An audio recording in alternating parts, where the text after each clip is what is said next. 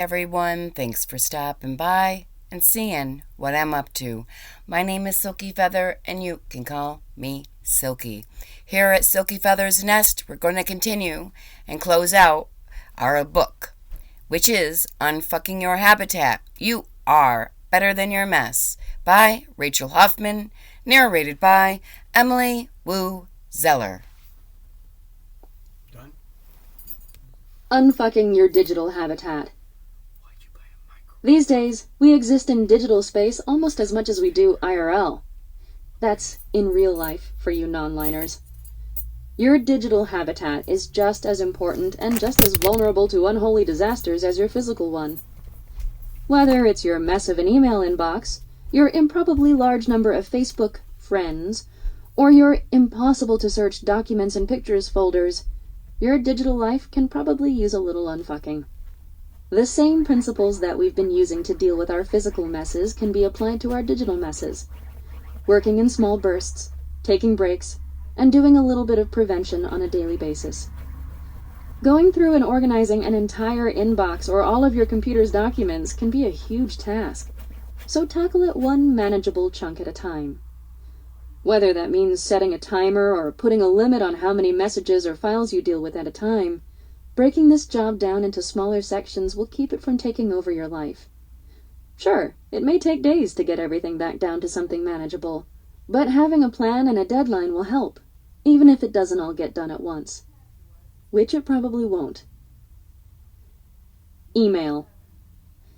Chances are, your inbox is a mess of unread messages, junk mail, and a seemingly infinite backlog of stuff you really don't need to hang on to. With a little effort, you can wrangle your messages into something far more manageable and less dismaying. Sort by sender. You can delete wide swaths of emails this way if you know they're coming from a sender you don't care about. Store sales and promotions, that newsletter you got automatically subscribed to. Your aunt who only ever sends you forwarded hoaxes and feel-good stories. You can make them all go away at once. The emails, not your technologically challenged family members. Plus, emails from the same sender will often be sorted into the same category, which will make filing them much easier too. Unsubscribe. Sorting by sender can help you identify those mailing lists you're on that are just taking up space in your inbox and have no positive value for you. Prevention is key with all kinds of messes, including digital, so reducing the number of emails coming in will help you stay organized. Just click unsubscribe, which is usually located at the bottom of these emails. Make labels. For those things you need to hang on to, create an inbox filing system that's intuitive for you. If you need to save certain kinds of emails, create specific, easy-to-remember labels that'll make them easy for you to find later on. Maintain. Don't let your unread emails creep up into the thousands. Every day, go through and sort, delete, and unsubscribe as needed. Just like with your home, a very small amount of work on a regular basis will prevent the need for a major project later on. Even if you get 100 or more emails a day, it's considerably easier to deal with 100 now than 3,000 at the end of the month. Computer desktop. Is your computer desktop a chaotic disaster of icons and shortcuts to who knows where? Impose some order on your desktop to make turning the computer on a little bit less stressful. A lot of people avoid the chaos of a cluttered desktop by simply never using it at all, which is absolutely a valid method. But if you're someone who still relies on your desktop as part of your computing routine, there are certainly things you can do to keep it under control. Don't use the desktop as file storage. Sure, the whole point of the desktop is for ease of access, but when it's covered by every file and folder you have, it really doesn't make anything easier to find. If there's a file you need to access every time you use your computer, give it a place of honor, but otherwise, use folder storage instead. Keep current. There is absolutely no need to keep things on your desktop that are out of date or unused. Go through and get rid of or move anything that isn't currently useful. Use a wallpaper you love. If you have a picture that's meaningful to you or a pattern you're really drawn to, you'll be less likely to cover it in crap. Get help. There are lots of apps, programs, and extensions that offer various ways to keep your desktop organized. Computer folders. Admit it, you probably save all of your documents to one catch-all documents folder, and most of your pictures end up in one giant pictures folder. As I'm sure you've experienced, that can make it a real pain in the ass to try to find something specific. By setting up an easy-to-understand system, you'll save yourself a lot of time trying to find things later. Organization is key here. The more streamlined and less complicated your system, the better it'll work for you. Give your documents and pictures non-generic file names. As you save things, give them clear, descriptive file names that'll make them easy to locate when you're looking for them later. This goes for downloads of files you didn't create, too. You're not tied to whatever name, or string of numbers and letters, the creator gave them. Rename these files to fit in with your system, and keep them easy to find. Create categories. Instead of documents or pictures, try tax info, pets, work stuff, and so on instead. Use a system that makes sense to you, and don't be afraid to make folders within folders. 216 receipts, Fluffy's birthday party, project research, etc. The more levels of organization you have, the easier it'll be to find something. Sure, it takes a little longer to set up, but the work will pay off down the road. Change your defaults.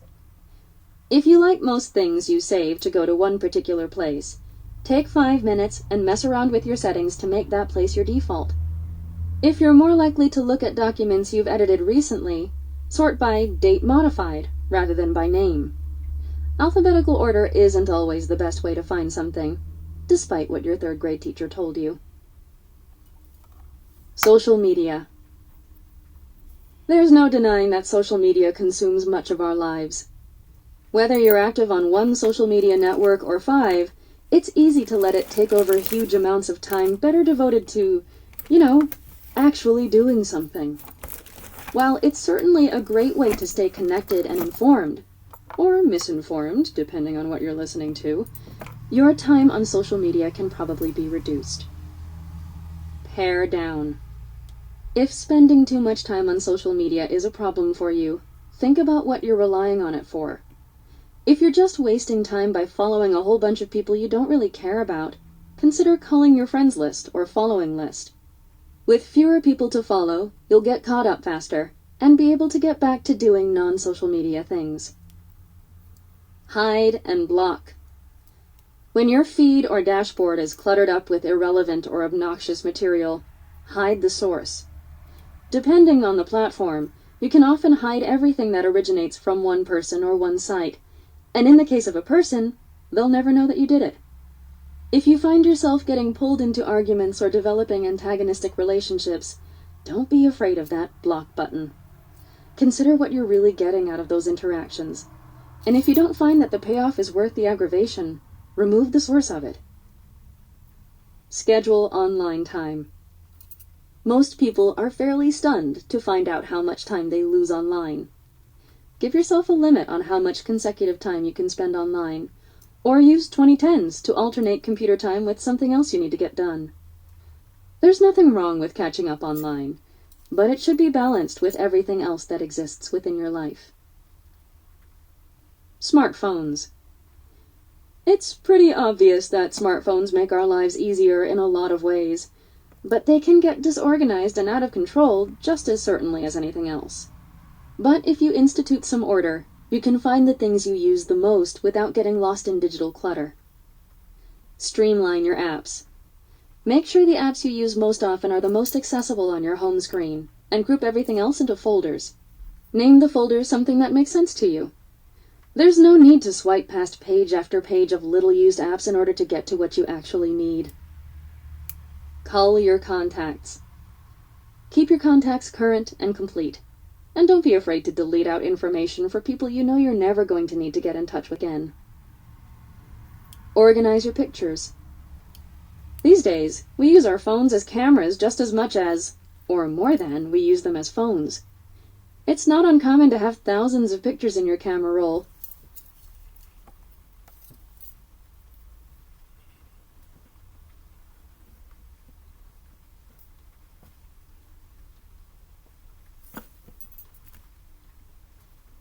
we use them as phones.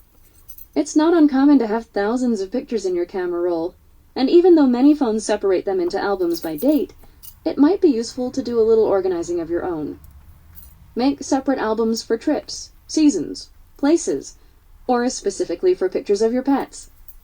This way you don't have to scroll through your entire archive just to find that one adorable shot of Fido frolicking at the beach. Back up your memories. Too many people have most of their photo memories stored on their phones or hosted on their Facebook accounts with no backup. There are plenty of options available for backup and storage. Just make sure you have access to yours if something were to happen to your phone. Perish the thought. Getting your digital life in order isn't always an obvious priority, especially when there's a ton of other stuff going on that seems more important. But given how much time we spend on our computers, phones, and tablets, maybe it should be. Disorganization in one area that's such a big part of our lives can lead to feeling disorganized in other ways. So no matter what environment you find yourself spending time in, whether physical or digital, it's a good idea to keep it cleaned up. Schoolwork and work. Think 2010s are only useful for your house? Nope. There are all sorts of ways you can use them to accomplish a little at a time, especially school or work tasks and projects. 2010s can be really helpful in taking a big or complex project and tackling it bit by bit. There's no end to the parts of our lives that need unfucking. But fortunately, you can use the same principles you've been applying to get your home under control to get everything else under control too. One of the hardest things about schoolwork and work projects is finding the motivation to get started. Maybe the project seems overwhelming and you don't know where to start, so you procrastinate as much as you can. Sound familiar? Yep, it's just like cleaning your house. A big, overwhelming project that's difficult to start because there's no end in sight. But you can absolutely tackle it the same way you've learned to deal with your messy house. A little bit at a time. When you're trying to figure out how to get started on a school or work project and you're too overwhelmed to just get going, try breaking it down into smaller chunks and start working on the easiest one. Figure out what you can do that's not too difficult and doesn't require a huge time investment, and do that first. Even if it's not the first thing that needs to get done chronologically, it'll help you get past the block keeping you from getting started. And it'll get you into the groove of your project without jumping into the difficult stuff right off the bat. From there, you can 2010 your way to a finished project.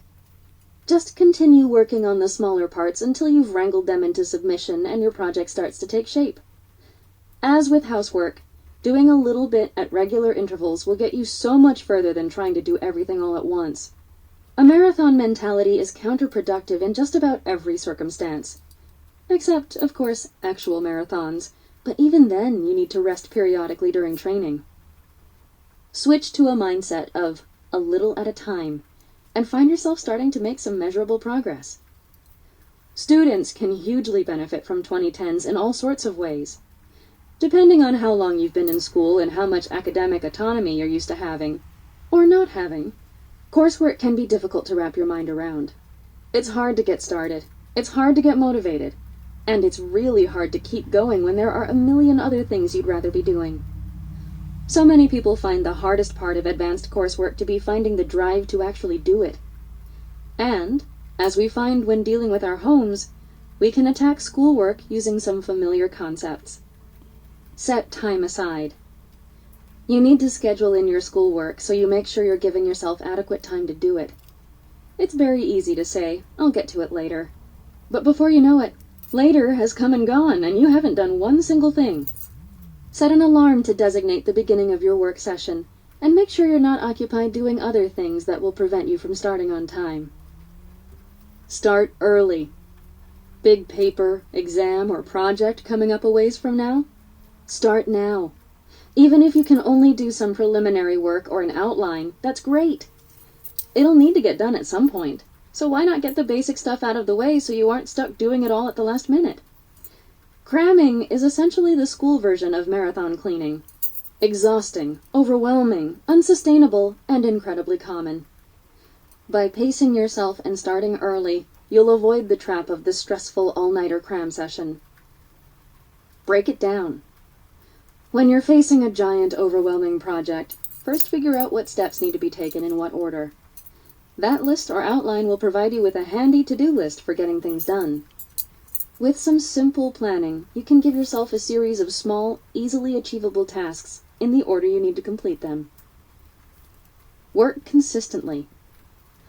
One big schoolwork session, much like marathon cleaning, isn't going to be that helpful for you in the long term. Make yourself work a little bit every day, if for no other reason than to stay in the habit of working. As a bonus side effect to building the habit, you'll get a whole bunch of work done too. Take a breather. Just like when we're cleaning, we need to give both our minds and bodies a little bit of rest before moving on to the next thing. When you're cramming or scrambling to finish a project, you aren't allowing yourself any downtime when you aren't immersed in the project, and probably incredibly stressed out. By scheduling in breaks, you allow yourself to shift your focus away, even for a short period of time, and you can go back to the project after your break with fresh eyes, and without the frustration and aggravation that always develop when you work straight through. All of these methods can be applied to whatever you're doing out in the workforce as well. Projects and presentations become much less obnoxiously overwhelming when you lay out the organizational framework and then accomplish small tasks with regular frequency to help you get everything done without sacrificing your sanity. The key is to start early, work often, and give yourself time in between to do other things, work-related or not. Schoolwork, housework, and work projects are all work. They all require effort and concentration and at least a basic level of organization. But everything tends to become far more manageable when you stop looking at the big, terrifying forest and take a nice, long look at the trees. Once you start to get your home in order in a way that makes sense and is pretty easy for you, you'll be able to use all of those skills, habits, and routines in other parts of your life too. 5. Conclusion. Now what? UFYH Fundamentals. Now what? With any luck, in the time it's taken you to listen to this book, you've not only started to make some small but positive changes in your habits, but you've also started to change the way you think about cleaning in general and how it relates to you specifically. After what is often a lifetime of hating or even fearing cleaning, it can be difficult to realize that it doesn't have to be something to fear or resist, and that you can, in fact, learn how to interact with your home in a way that makes it comfortable for you to live in. You can reshape the way you approach cleaning, organizing, and housekeeping so that it feels less like something you have to do against your will, and more like something you do for yourself, your health, and your well-being. It's important to acknowledge that listening to a book and making some changes, even if they're big ones, isn't an automatic recipe for lifelong success in keeping your mess under control. There's no magic solution to the problem of disorganization, and every possible way of dealing with it involves effort and motivation, even if it's just a little at a time. Don't expect to get your entire home clean and then never have a problem with it ever again. Here's a fundamental part of human nature. It's difficult for us to change. And we spend a lot of time looking for the miracle that's going to change us, only to be disappointed when human nature wins out and change proves harder than we hoped. The only way to really succeed is to not give up at the first setback, or the second or fifth or 10th, and to keep trying until it sticks. It might take longer than you'd like, but lasting, sustainable change is never immediate. It takes time, and it takes effort, and fixes are rarely permanent. So you might backslide into your old messy ways. That's okay. It really is. It doesn't mean you're a failure, or you're a bad person, or all your hard work was for nothing. What's more important than finding yourself back in a disaster area of a home is what you do after that happens. With time and effort, you'll have developed the skills and motivation to be able to start back up again, no matter how small scale, by doing a little bit every day to get that mess back under control. You can start and restart as often as you need to. Part of the cleaning and housekeeping continuous cycle is that you will always have the opportunity to try again, regardless of how long it's been or how much you need to catch up. Don't beat yourself up if you find yourself falling into old habits, or lack thereof. The really great thing about incremental change is that you can always start again from the beginning without having to upend your entire life. Feeling like a failure is never any fun. But just remember that each day gives you another chance to start. If you fall behind for a while, it doesn't mean you failed forever. It just means it's time to rediscover 2010s and to start refocusing on those small but important habits like keeping up on the dishes, putting things away instead of down, and clearing off your flat surfaces. The biggest step you can take is to just get started. Even 20 minutes of work is a step in the right direction. And then later today or tomorrow or next week, you can do another 2010, and another. And before you know it, you'll be back on track toward getting your household chaos back under control. It's not impossible, and it's not more than you can handle. You just need to get started and do that first 2010. Being successful with cleaning and housework is not a pass-fail situation. It's a constant cycle, an evolution of skills and motivation that will ebb and flow as time goes on. Sometimes you'll be really motivated and put in consistent effort and be incredibly happy with your results. Sometimes you'll be tired or sick or overworked and just not feel like it. And at those times, your effort is going to be minimal, and your results are going to be a little disappointing. One bad cycle doesn't mean you failed or you're terrible at this. Any more than one good cycle means you've reached the housekeeping pinnacle and you're done forever. Acknowledge all this domestic stuff as a journey with an ever-changing starting point and finish line. If everything seems overwhelming, and you don't know where to start, and you're not even sure you want to try, remember that you are not beyond help, and that you are better than your mess.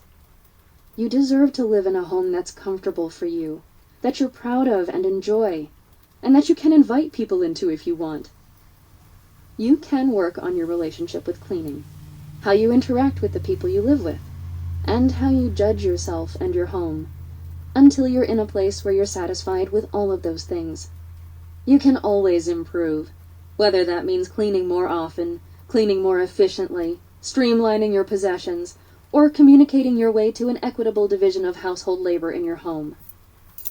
Once you stop thinking of your level of messiness as part of your personality, you give yourself the flexibility to change it.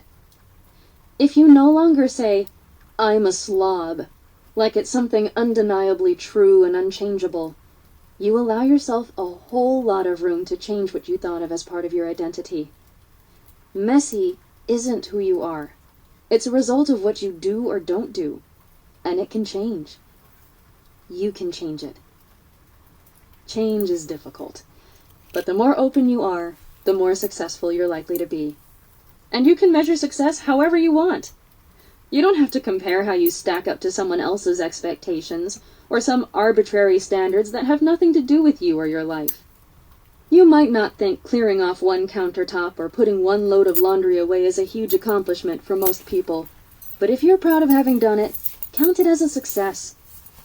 When things start feeling overwhelming again, and they probably will, because we're all human beings and we have a lot of shit going on, remember to treat yourself kindly, to forgive yourself for your perceived failures, and to celebrate every accomplishment, no matter how insignificant it might appear. No matter how bad things seem, no matter how much work needs to be done, you can do it, 2010 at a time. UFYH Fundamentals. No matter where you are in the process of getting your mess under control, just getting started, trying to maintain, or even just beginning to think about making a change, keep these basics in mind, which make up the core of the Unfuck Your Habitat system and can give you an easy framework to fall back on if things start getting overwhelming. 20 minutes is not a long time. Marathon cleaning sessions, while satisfying, are exhausting and make you never want to clean ever again. 20 minutes at a time, once or a few times a day, is a sustainable way of keeping your habitat unfucked. Put it away. Probably 75% of our mess is made up of things we didn't put away. Whether it belongs in a drawer, in the closet, in the trash, or in the cabinet, make sure it finds its way home. This is critically important in two areas especially: laundry and the dishes. Doing laundry and doing the dishes are not difficult tasks, but most of us give up before the putting it away step. Don't. As soon as you're done, everything goes back to its home. Most of the rest of our mess is because we have too much stuff and not enough places to put it. This can be solved with either less stuff or more storage, and less stuff is generally the way to go. Get off your ass.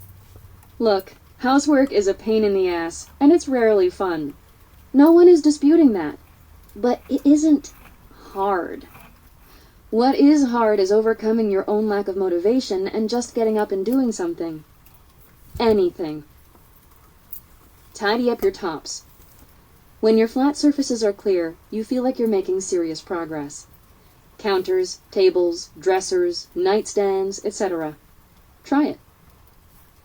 You do not have to unfuck everything all at once. In fact, you shouldn't. That's how burnout happens. One thing at a time. Take breaks. It's important for your state of mind. You can integrate cleaning into everything else you do. It doesn't have to be all or nothing. You can only change your own habits. If you're dealing with roommates or spouses or kids or parents who aren't on board, the best you can do is tell them what you're doing, trying to keep ahead of the mess, and ask them to help not make it worse. Getting passive-aggressive or resentful because other people aren't playing along only hurts you, and it's not good for your brain. A little effort now saves you a lot of work in the long run. That's why I advocate getting your stuff together at night for the next morning. That's why I like dumping some cleaner in the toilet or tub or sink and letting it start to work while I do something else. That's why taking the extra 5 seconds to wash your fork or put it in the dishwasher will always be a good idea, because it'll stop Dish Mountain before it starts. Stop making excuses. Yes, you have a million valid reasons why your mess has taken over. But I refuse to believe that you can't spare 20 minutes, once a day, toward improving where you live. If you're still making excuses, you don't really want to do it. If you can realize that 20 minutes is really no big deal, I can pretty much promise that things will get drastically better pretty quickly. Addendum. If you are someone dealing with physical limitations, chronic illness, chronic pain, mental illness, or any other situation that makes getting your living environment under control difficult, please know that you are not lazy, and that getting off your ass may not be easy or even possible sometimes. I encourage anyone who has limitations to modify challenges, suggest alternatives, and, above all, put your health first. If you can only do 5 or 3 minutes of unfucking, that's worth celebrating. Most important, do what you can. Some days this might not be as much as you'd hoped. That's okay. Even tiny progress is still progress, and small but consistent change is more important than overnight miracles. You can do this. This concludes Unfuck Your Habitat by Rachel Hoffman. Narrated by Emily Wu Zeller, a member of SAG-AFTRA. Copyright 2017 by Rachel Hoffman. Thank you so much. That concludes our book, and I am so glad that you've been here with me, Silky Feather. And hit that like, hit that subscribe today, so we can see what's coming up next. Stay tuned. This is Silky Feather. Be kind to one another. Signing off.